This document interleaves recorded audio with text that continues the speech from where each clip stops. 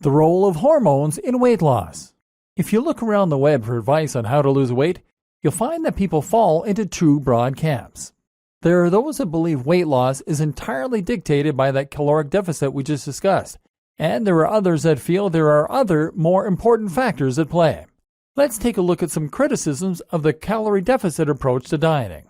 Problems with the deficit. It is certainly true that your body needs to burn fat for energy once it has run out of other sources. It is certainly true that if you have no other means of getting that energy, you will lose fat stores and eventually you lose weight. This really is simple math, cause and effect. But the problem comes with calculating that magic AMR, active metabolic rate. These calculations are rough guesses at best, and they are based on nothing more than your physical features. The best calculations take into account your muscle mass, which is metabolic active. But even these don't take into account underlying issues such as the balance of your hormones. Simply put, some hormones help you to burn fat faster, and some help you to burn fat slower. These are directly responsible for how many of those processes that require energy are going on in your body at any given time, and how capable your body is of utilizing the various stores of energy available to it. Just a few of these hormones include cortisol, insulin, thyroid hormones, T3 and T4, adrenaline, serotonin, leptin, ghrelin, testosterone, estrogen, progesterone, IGF-1, human growth hormone, and many more. The problem is that we all have different balances of these hormones. These hormones are in constant flux and are affected by everything from what we're eating at the time and how stressed we are to how much sleep we've had and how sunny it is. Some people have imbalances in these hormones that are permanent, while others will use medications that can alter them. Those fitness gurus that ignore the role of hormones in weight loss can't explain why hypothyroidism or polycystic ovaries leads to weight gain. They also can't explain why using steroids builds muscle and burns fat. You may not have a condition like hypothyroidism, but the point to recognize is that these conditions are not really binary. You don't have to have or not have a condition, but rather, you can view everyone as existing somewhere along the spectrum. You might have a slightly lower production of thyroid hormones than someone else, or you might be higher in testosterone. This is why some people lose fat very easily, and it is why some people struggle to lose it. That's also why things tend to get harder for us as we get older, and it's why things get harder for us as we become more stressed and more tired. All of this upsets our hormone balance and puts our bodies into fat storage modes. The issue is not with a calorie deficit, but rather our ability to accurately calculate our own AMR. Not only that, but these hormones also play a very big role in why we struggle to lose weight. They make us hungry, low in energy, and depressed. And they contribute directly to fat storage around the midriff. This is before we take into account the fact that it is essentially impossible to calculate the precise number of calories burned. Heart rate alone is not a perfect correlate for calories burned, or the number of calories in any given item of food. You really think that every single apple has the precise same number of calories in it? Are you sure you're really adding precisely the same amount of sauce to your meals? Then there's another fallacy of the calories in-out diet, which is the notion that our calories somehow magically reset at the end of the day, that we can make sure we're in a calorie deficit on Monday and then start again on Tuesday. In reality, the buildup of calories is cumulative and can be carried over. And then there's the way that eating in itself can affect your hormonal balance and process the foods that are coming in. The cycles of the body. Not only does everyone have different balances of hormones in the long term, but we all also go through cycles where different hormones peak. This is useful information to know if you want to try and make it as easy as possible to encourage weight loss, because it means you can time your consumption of food to coincide with points when your metabolism is fastest. And you can try to diet the hardest at points when you're less likely to be hungry. For example, when you wake up first thing in the morning, your body is in a fasted state. This is simply because you have just gone the last 8 hours without eating anything, thereby meaning you have very low blood sugar. How does the body interpret this? It interprets it as danger.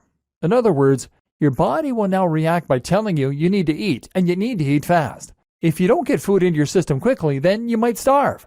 Remember, as far as your body is concerned, you're still surviving out in the wild.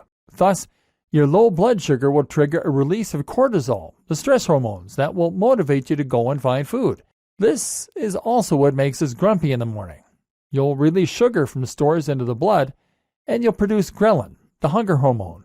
This also triggers the release of myostatin, a chemical that tells the body to burn muscle and use it as fuel. In other words, you're now in a catabolic state. This is further enhanced by the light coming in through the window, which wakes us by triggering the release of cortisol and nitric oxide in the brain. Once you've eaten, though, things change. Now sugar is released immediately into your body, which the body sees as good news. This triggers the release of serotonin, a feel-good hormone, followed by melatonin, which is the sleep hormone. This is why we often feel sleepy after a large meal. Now, your brain becomes slower and groggier, and you feel happier, but countless other activities can similarly alter your hormone balance. As it gets darker, for instance, we release more of the sleep hormone, melatonin. Likewise, if we're in a good mood and having fun with friends, we release more serotonin. Likewise, when we work out, this triggers the release of stress hormones, followed by anabolic hormones like growth hormone and testosterone to trigger growth. Ultimately, the body is constantly swinging between an on state called catabolic, or fight and flight, and an off state called anabolic, or rest and digest. When the body is hungry, harmed, or threatened, you become more alert and produce more stress hormones. At this point, you burn your energy stores because you need to keep going. But when the body is relaxed or you've eaten a satiating meal, that's when you're more likely to store fat and build muscle. The issue is where the next huge factor comes in: lifestyle. We'll look at that in the next video. But first, the roles of carbs and fats. As mentioned, the timing of your food and the way you eat can have a big impact on your hormonal balance. Likewise, the hormonal balance can have a big impact on the way that you're eating.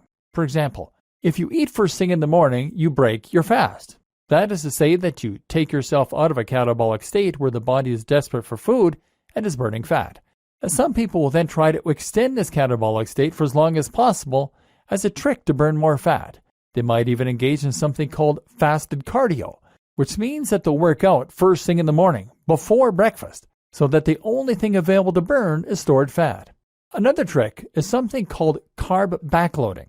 Here, you engage in intensive exercise designed to deplete the glycogen stores. Then you consume carbs, and as a result, they will be more likely to be stored in the muscle cells rather than being stored as fat.